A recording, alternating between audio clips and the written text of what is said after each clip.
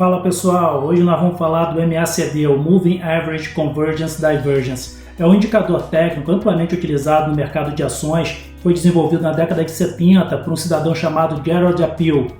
Bom, o que esse indicador ele faz? Ele possibilita você, de uma forma simples, avaliar dois excelentes indicadores. Um, o indicativo de reversão de tendência, e o segundo, através de duas médias que ele possui, uma média rápida, curta, de 12 períodos, chamada de MACD propriamente dita, e uma média mais longa, de 26 períodos. Quando essas médias elas se cruzam, ele possibilita você ter uma visualização de um ponto de compra ou um ponto de venda da ação. Então ele é mais um indicador que, juntamente você se utilizando de linhas de tendência, áreas de suporte e resistência, o índice de força relativa, as médias móveis, o ADX, quando você se utiliza também do MACD, ele se torna mais um indicador para você, opa, está no momento aqui de eu sair de uma operação, ou está no momento de eu comprar, ou de continuidade dela, porque essas duas linhas, quando elas estão muito próximas, ela indica para você o quê?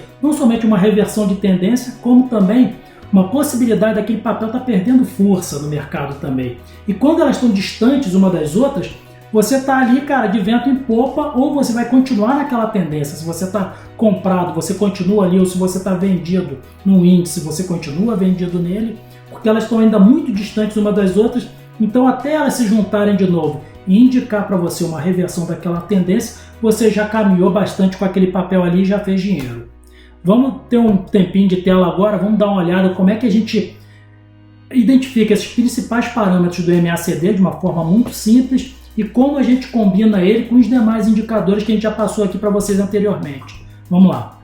Pessoal, essa aqui então é a carinha do MACD. O MACD ele é composto da linha rápida ou linha curta, chamada de linha principal do MACD, que é essa azul aqui, que é representada por um período de 12. Você tem a linha longa, que é a vermelha, que é representada por um período de 26.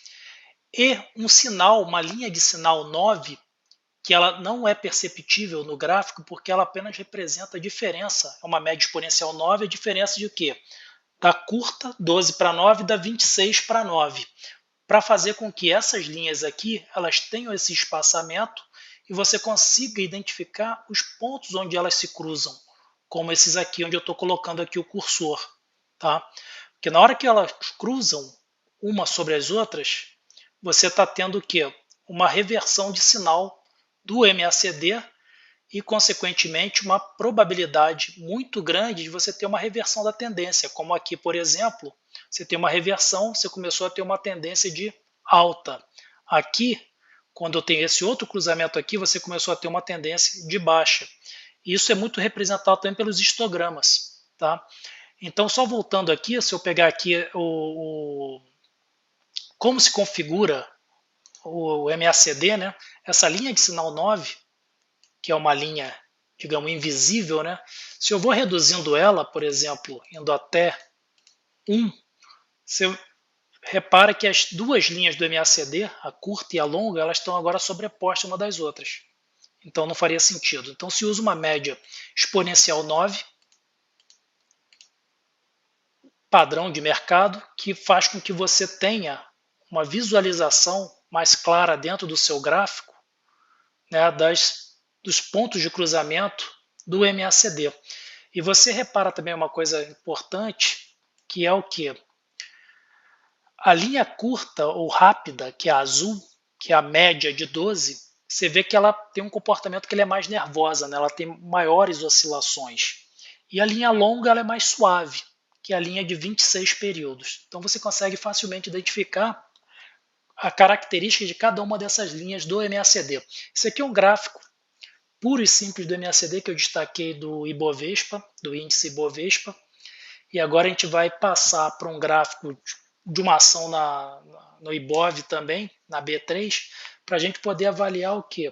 Como se relaciona esse gráfico do MACD com meus demais gráficos, meu gráfico de candlestick, o IFR que nós já vimos, como a gente avalia, né, dentro dos estudos que a gente já realizou aqui, de linhas de tendência, de suporte e resistência, e o MACD ele passa a ser mais um grandíssimo indicador para você avaliar reversões, mudanças de tendência, continuidade da sua posição, ou então você avaliar uma saída da operação também. Então ele vai ser mais um indicador primordial dentro da sua análise gráfica. Bom, voltando aqui para aquele nosso famoso gráfico da Vale, coloquei o gráfico do MACD aqui no nosso sistema, junto com o IFR e com o gráfico principal. Então aqui a gente consegue já ver algumas referências interessantes do MACD, de acordo com os estudos que a gente já realizou, né? Aqui, né, a gente já tinha definido aquela grande divergência aqui, né, quando você tinha o IFR aqui apontando para um lado e o gráfico vindo com uma tendência contrária, onde nós vimos dentro dessa grande zona de suporte aqui um momento muito bom de compra da Vale aqui, em dezembro de 2021. Aqui o MACD, aqui embaixo, ele também já vinha aqui já denotando que ele estava mudando também essa tendência e confirmou isso, né? Você tem um histograma grande aqui também, né? Então ele veio até aqui em cima. Você tem outros pontos ao longo do gráfico aqui também, né? Como aqui eu tenho uma divergência aqui também, ó. Aqui também o MACD mudando o sinal, então você teve essa alta aqui na Vale. Agora estou reparando numa nova aqui muito boa também, né? Hoje 6 de junho de 2023, aqui a gente já tem, ó, uma grande divergência aqui na Vale. Eu já tinha anteriormente sinalizado para vocês que como o Vale vinha caminhando por essa zona de suporte aqui, que ele poderia ter uma tendência de reversão e voltar a subir. Então aqui a gente já tem um doji aqui nessa ponta aqui, isso foi ontem. A gente já tem confirmado aqui uma divergência enorme, tá? Eu estou no gráfico diário. Aqui eu já tenho o MACD também apontando para uma compra, né? Ele deu uma desacelerada aqui, mas estou ainda confiando aqui nessa divergência grande aqui, nesses sinais que o gráfico está nos apontando aqui.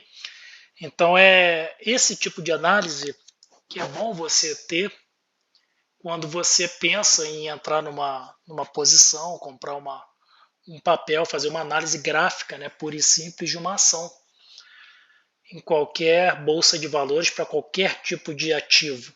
Né? Essa análise gráfica aqui ela serve para qualquer coisa, para qualquer tipo de ativo. Então, esses são os sinais que o mercado ele propicia você avaliar no dia a dia, né? São sinais claros que ele dá para você em relação ao movimento, graficamente falando, de um ativo na bolsa de valores.